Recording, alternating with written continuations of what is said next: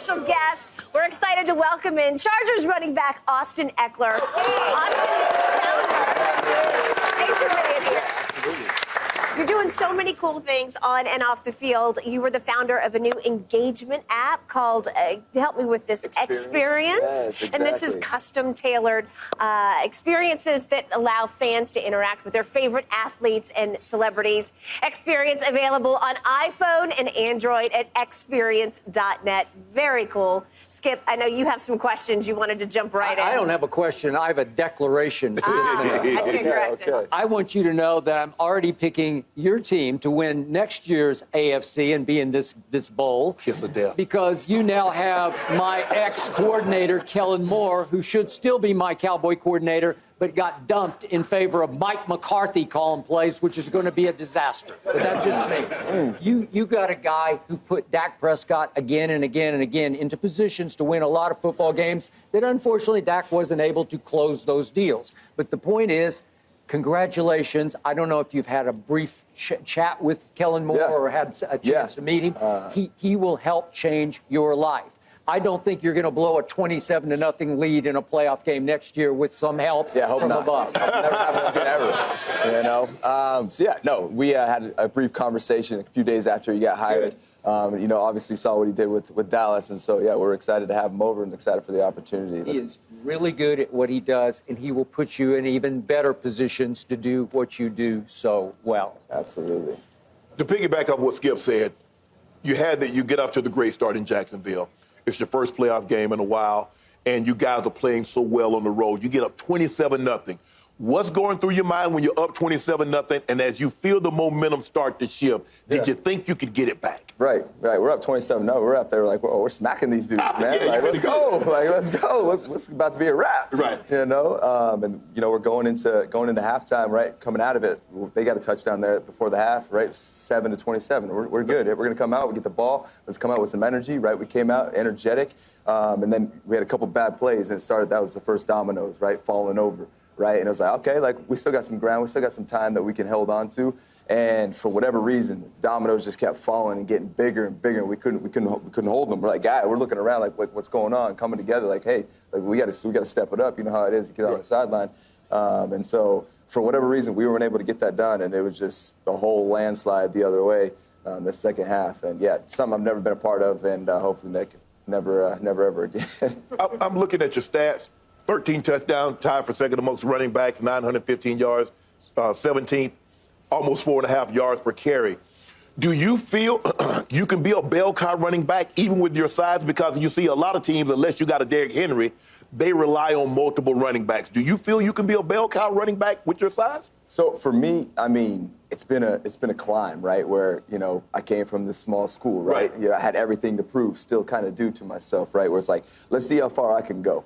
I don't know how far I can go. I wasn't even supposed to be here compared to the odds, right? I wasn't undrafted, all that. And so for me, it's like, let's continue to prove myself. Let's continue to build on my role. And I feel like I've been doing that. And at this point, you know, I think I had 311 touches last year, right? So I feel like I was in that type of bell cow running back role. It wasn't always handing me the ball, right? But they're throwing it to me, right? I had 107 catches, which was crazy. Never, you know, pictured that happening. And so, I absolutely feel like I'm in a spot where I can carry that load.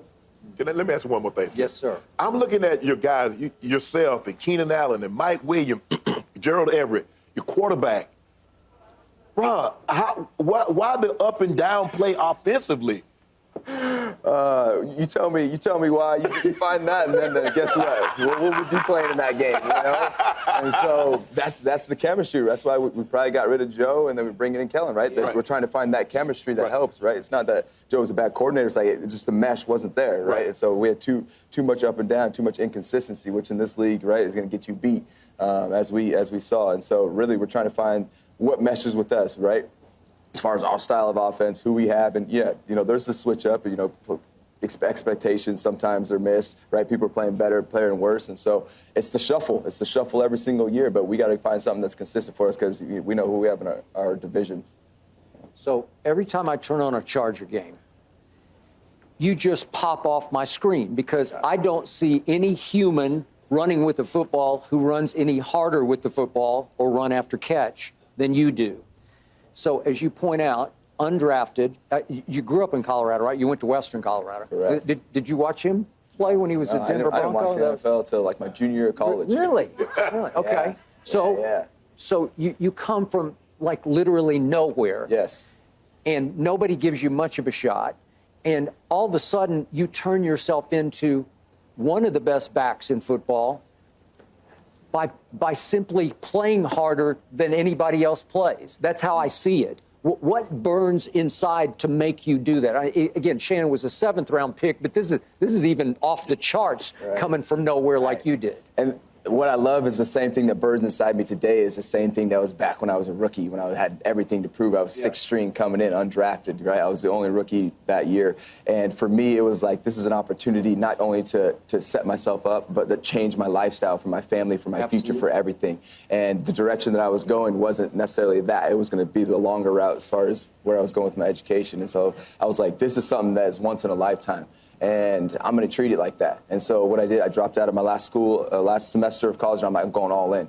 I'm putting everything into this, everything. I went to train. I just went and focused solely on football. Got to camp, solely focused on just making the team, making an impact in any type of way I could, which for me was scout team, special teams at the time. There's not many, six strings getting reps out there, so you know how it is, right? And so for me, it was on special teams. And then, that same mentality has stuck with me the entire way, just trying to build and trying to actually just make some type of impact in my role that I have. And I've been able to build it up to what you see today, and it still burns within me. Every single year I have the rookies come in, I'm like, try to take my spot. Like, you need to try to take my spot, because you're not going to get my spot. Like, you're not going to try harder than me, because I'm going to be out here, because I know where I've come from, and I know what I've had to do to get to here, right? And so I need them to have that fire, too, because it helps me push me.